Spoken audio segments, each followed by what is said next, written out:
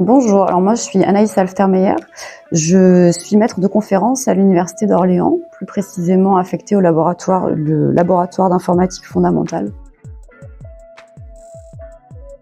C'est une question que on se pose au moment où on cherche une thèse, en fait, où on veut continuer en recherche, savoir quel est le paysage, le panorama dans lequel on cherche à s'inscrire.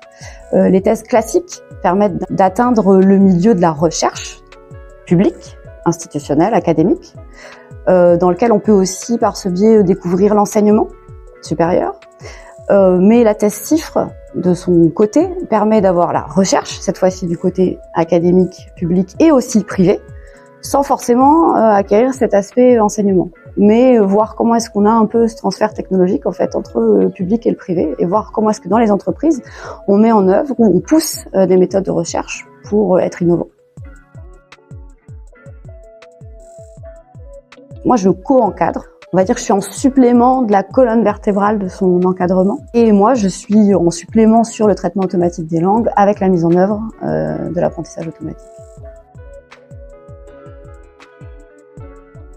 Donc la thèse CIFRE, elle a cet avantage-là certain d'aller vraiment voir comment est-ce qu'on peut intégrer des processus de recherche, la méthodologie de recherche, dans le développement d'un projet en entreprise.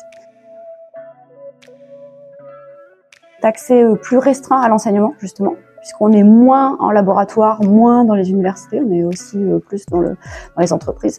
On est un peu moins en contact avec les étudiants, on a moins d'opportunités de faire de l'enseignement, même si c'est pas impossible. Le second aspect, c'est une question de gestion de temps. C'est-à-dire que les doctorants qui font des thèses CIFRE seront évalués exactement de la même manière que les doctorants qui ne font pas des thèses CIFRE. Donc avec une contribution de qualité et pour laquelle on voudrait que le doctorant soit à 100%.